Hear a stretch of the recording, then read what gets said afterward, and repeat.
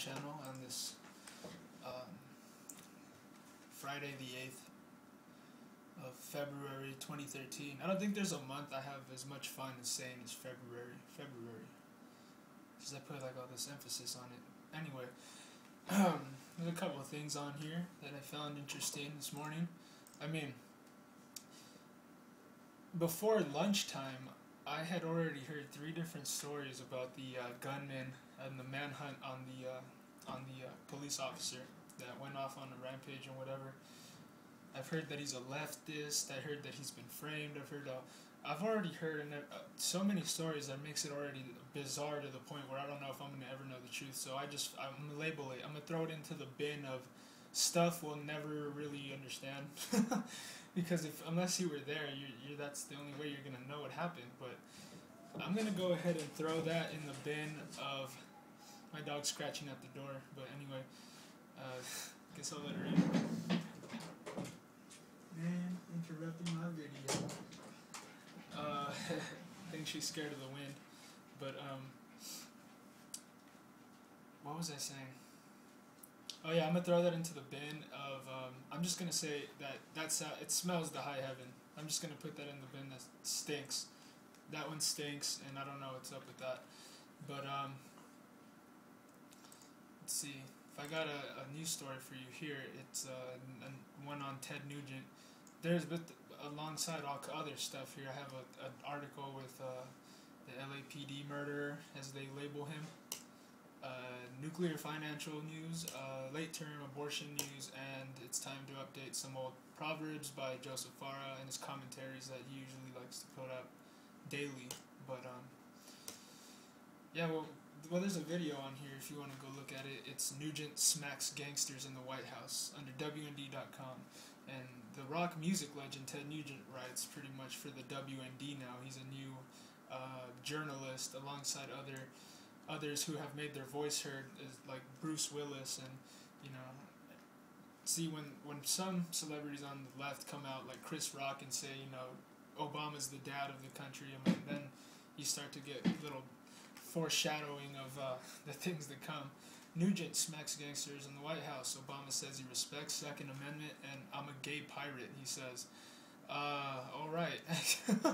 Rock music legend Ted Nugent, one of the strongest voices in defense of the Second Amendment, is making his voice heard loud and clear as the latest debate over proposed gun control legislation plays out. Earlier in the week, Nugent engaged in a feisty debate with CNN host and gun control advocate Piers Morgan. Despite the push for more restrictions on gun rights in Washington and the states around the country, Nugent fired back with a vigorous defense of what he says is the overwhelming majority of gun owners. 99.99% of the gun owners of America are wonderful people that you are hanging around with here today. Perfectly safe, perfectly harmless, wonderful, loving, giving, generous, caring people. Would you leave us the hell alone? Demanded Nugent. Go after the nut jobs, go after the murderers, because I don't know any.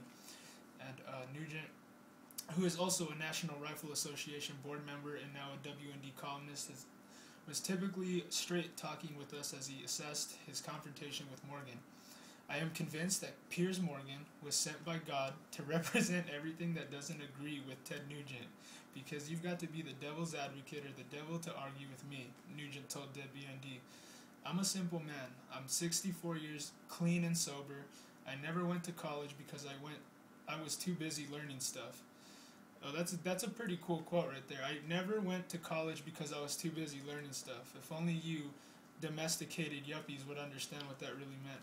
In fact, I'm saving money on dog food this week because I'm just letting my 3 Labradors lick the shrapnel from Pierce's skull out of my boot cleats, he said. Alright, and Ted Nugent's always been very outspoken, as we could see. Nugent then explained why he believes history and practice prove that taking away guns never mean greater safety for the people.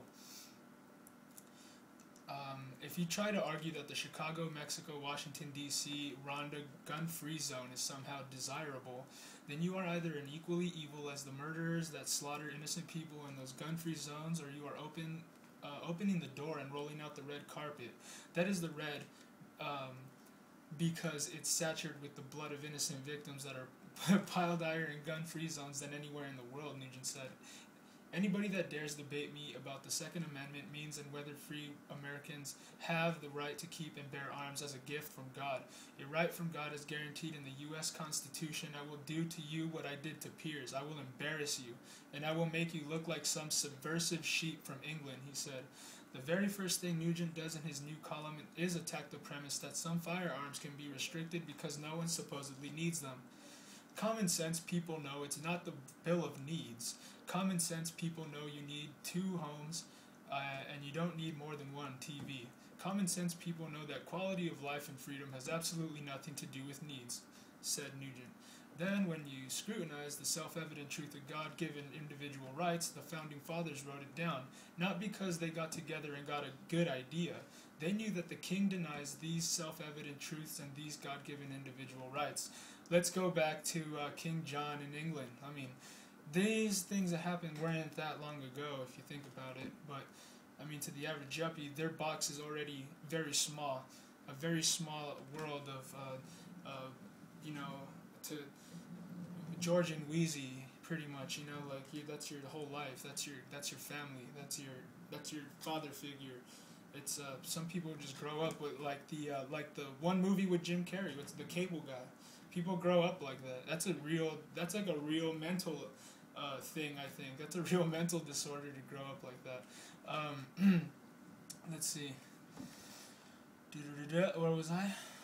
So we wrote down self-evident truths, true-based God-given rights that we the people in the new land, free of kings, free of emperors, free of tyrants, free of slave drivers, that we will exercise our God-given, instinctual, self-evident, truth-based right to defense from any evil force that threatens our gift of life from God, and especially power-abusing monsters in government. Government's never meant to have been your friend in the beginning. If you don't think that, then you've just been that domesticated. That comes from fear. That comes from absolutely believing that they can control you, and that it's kind of like Stockholm syndrome. Like if somebody kidnaps you, you start to believe that they're your friend after a while. Like it's a weird thing. Nugent said he also doesn't buy President Obama's claim that he's posing common sense gun restrictions, or Obama's claim that he is a greater respecter of the Second Amendment. I mean, he swore on the Bible, by the way, that he would defend the Constitution. I mean, the guy is an absolute... He's an actor. He's an actor, and he's a part of the mainstream media, like celebrity fandom that people get. I say sure you are, Mr. President, and I'm a gay pirate, mused Nugent. He was joking, I guess. One just has to study Barack Obama's voting record. The commander-in-chief will go to the Vietnam Memorial Wall and will put on his community organizer Acorn, Van Jones, Gangland, Chicago gangster politics scam, best and pretend to show respect for 58,000 heroic American military warriors who gave the ultimate sacrifice fighting communism. And then President Obama will go back and appoint members of the Communist Party at his czars. And I still have a lot of time here, so I guess I'll just go ahead and read on. He will continue to associate communists, publicly admitted communists, after visiting the Vietnam Memorial Wall. It doesn't get any more arrogant. It doesn't get any more dishonest, and it doesn't get any more anti-American than this president, he said.